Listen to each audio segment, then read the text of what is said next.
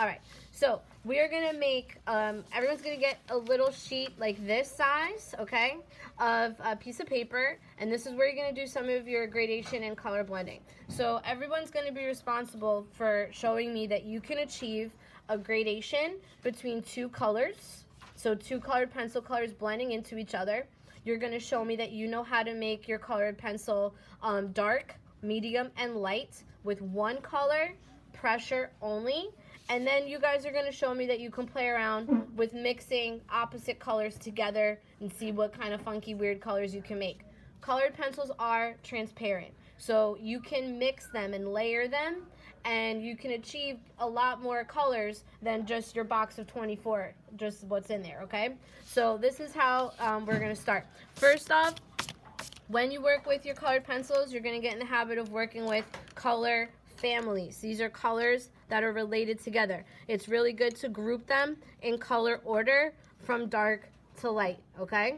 So we always start with colored pencil. The darker color goes down first because it's because they're transparent, lighter colors overlap darker ones and kind of get sucked into the darker color. You don't notice them as much, okay? So to start a color fade like this up here, I'm starting with my red. I want you guys to get in the habit of using a circular motion like this, really consistent, even pressure.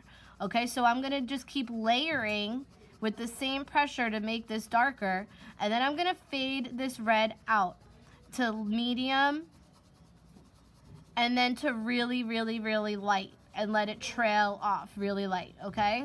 So I'm creating a consistent gradation. If you're holding your pencil like this, and you're going up and down, back and forth, tiny little back and forth lines, it's so much harder to create a good blend of colors. You have to deal with all those lines. Those lines don't disappear for you, okay? So we're gonna try to get you to this point. Put your red away. You're gonna take your next reddish color, reddish orange. We're gonna do the same thing, consistent pressure. Do you guys notice that orange up here? Do you even see it that much? Not that much, right? Because the red is darker and it sucks the orange into it. So as the red is lightening up, the orange color is going to show through a little bit more, okay? Because there's more space for it. So then you can put that away. Then I take this light orange. Whoop.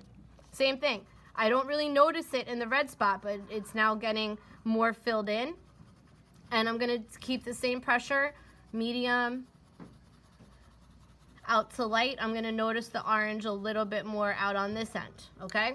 Last one is my yellow, okay? Yellow goes back over all of it. Yellow is the lightest, so it absorbs the most into the dark spaces. And I'm only gonna see the yellow come through as I go to this end. So now I can make it look like the yellow faded into the red, and it's really, really consistent, okay? You can do this with any grouping of colors, any three colors that relate, like a color family. So dark blue, purple, light blue, light blue, green. You're gonna just kind of work your way around the color wheel, okay?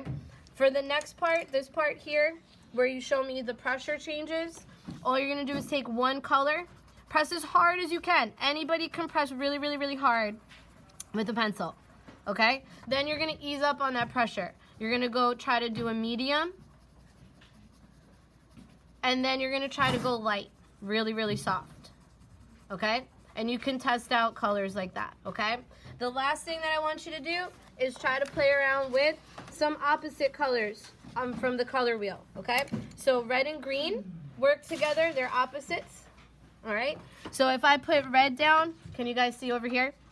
Actually, this isn't red. Red goes down first. If I put green over it, look at how that changes. The green looks more olivey. This is green normal, okay? See how much more olive green that looks, okay? I can do the same thing. I could put the green down first and put the red over it, and now my red is gonna look a little bit different. This is red normal, okay? Red looks a little darker and deeper because the green is underneath it. I can do the same thing with orange and the blue because they're opposites. Blue can go down first. I'll just keep 2 patches to show you. And I put the orange over that. Okay, this is regular orange. Orange is toned down, okay? If I put orange down first, then put the blue over it, blue gets darker looking. Okay, that's blue regular. Look at how many different shades and stuff and tones I can get. And I didn't put any black colored pencil down to make the colors darker yet at all, okay? Only playing around with color. So there's so much you could do with colored pencils. It's not even funny. This is how you start.